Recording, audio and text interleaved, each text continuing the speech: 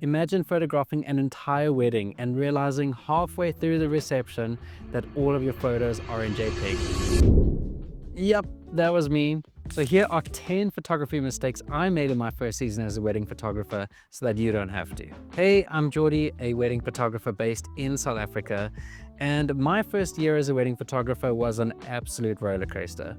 While it was filled with many adventures and plenty of incredible memories, there are many things that I had to learn the hard way. So hopefully this video saves you from making a couple of the same mistakes. Number one is not having enough backups.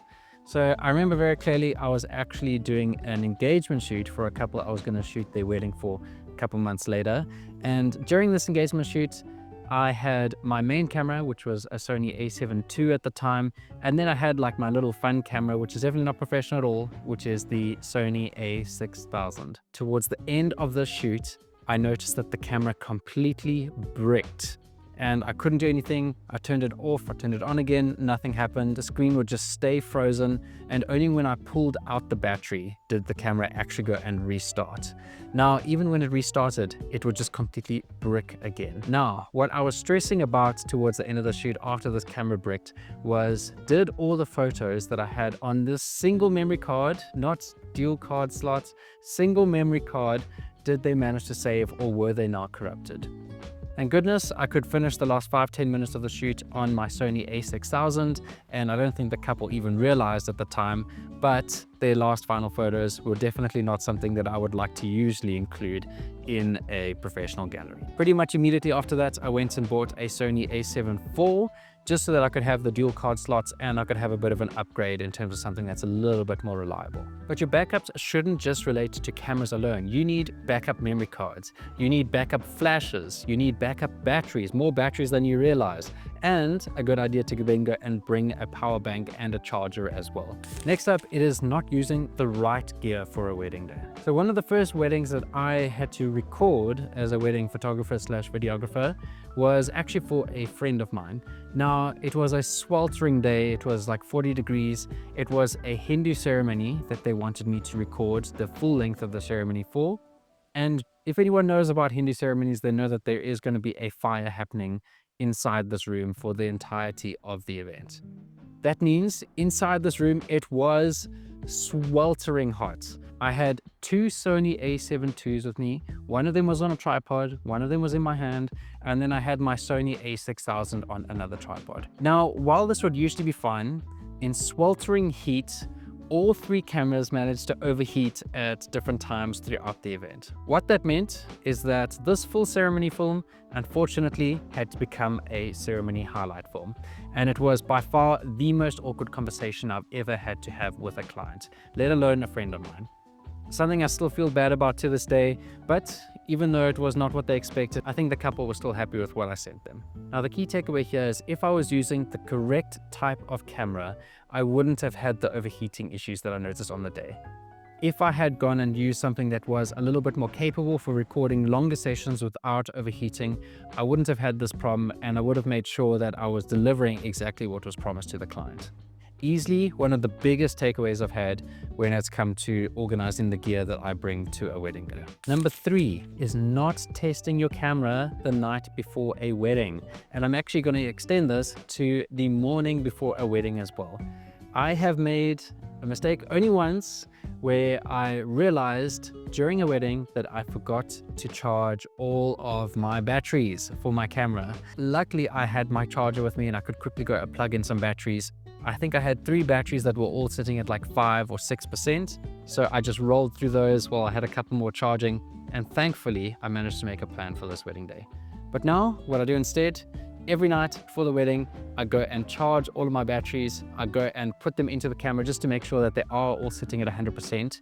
And before I actually leave for the wedding, I'll go and double check all of those batteries as well and make sure that I take a few photos with the camera just to make sure that everything is working. Number 4, is not knowing your camera inside and out. Weddings are incredibly fast-paced, and when there are so many intimate, important moments to be captured, you can't really be spending time scrolling through menus looking for a very specific setting.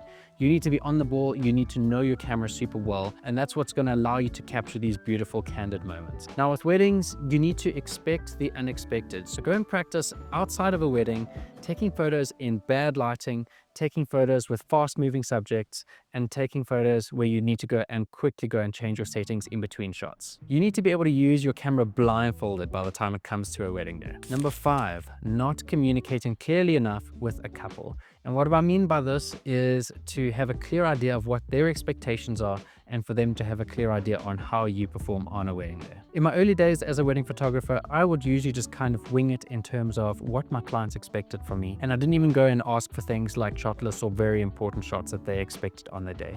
Now, usually this problem wouldn't surface during the actual wedding day, but rather when I delivered the gallery and the couple would send me a question like, what about this photo? Or where did this moment go in the gallery?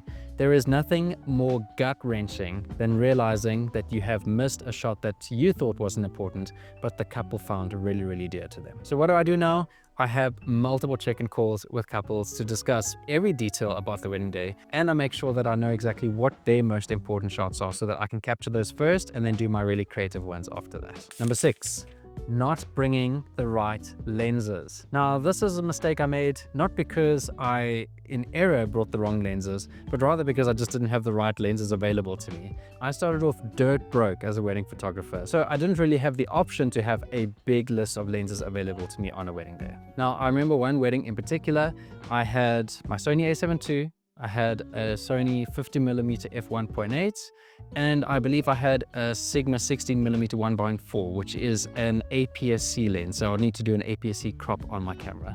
Now, I decided that the APS-C crop is gonna ruin the photos entirely, so I just sat with a 50mm lens on a wedding for the entire day. And I must say, it can be done.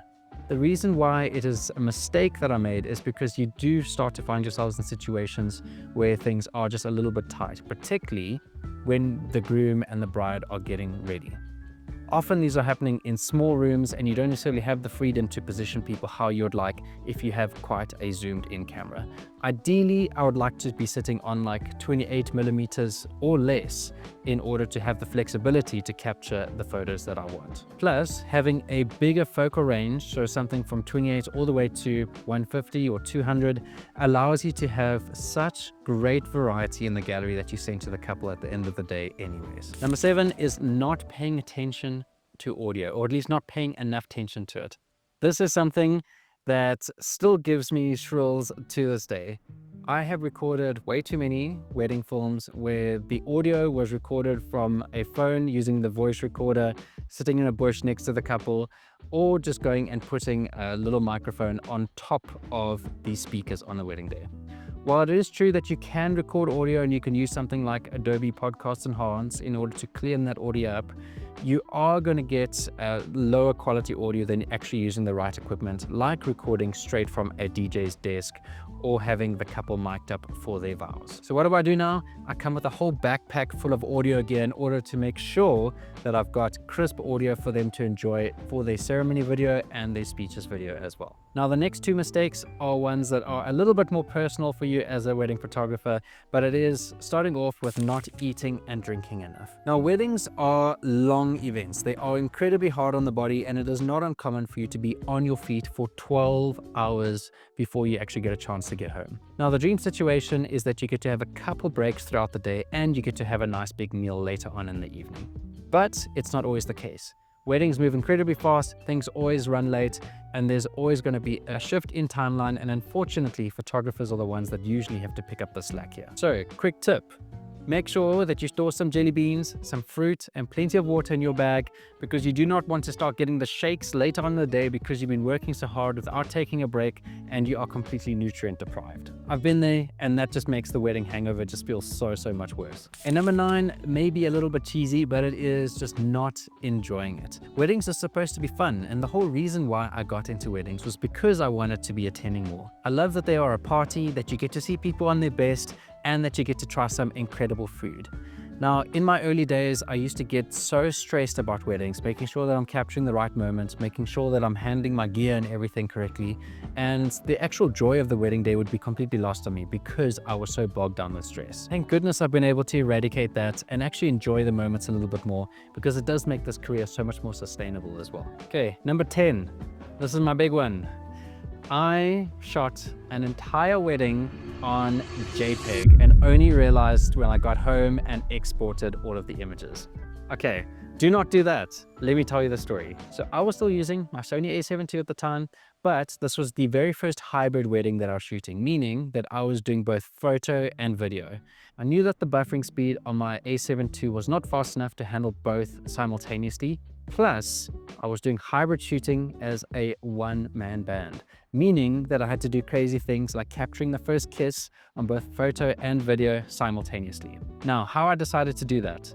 I decided to have a camera on a tripod recording the first kiss. I had in my right hand my Sony a7 II taking photos, and underneath it I had a rented camera, which was a Sony a7 III that I had recording it. Now, I think this looks pretty goofy to everyone else at the wedding. Photographer holding two cameras simultaneously, they thought this guy's really working overtime over here. But now where the problem came in is because I love the a7 III so much, I decided to shoot the rest of the wedding on that camera. And because it was rented, I forgot to go and check that all the settings were set up correctly.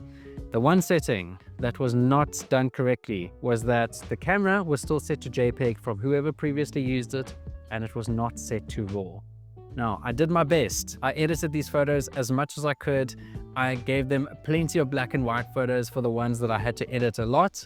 And I think that the gallery was still saved, and I was actually still quite happy with what I delivered to them at the end. The key takeaway here is that make sure you are shooting RAW photos and not JPEGs. So yes, I've made a ton of mistakes in my first season as a wedding photographer, but each one of these mistakes has taught me something so valuable that I've taken into every wedding since. So if you're in your first season of wedding photography and you found this helpful, please be sure to leave a comment and subscribe while you're at it, and let me know what your biggest mistake at a wedding has been. And please, for the love of RAW files, check your settings before you start a wedding.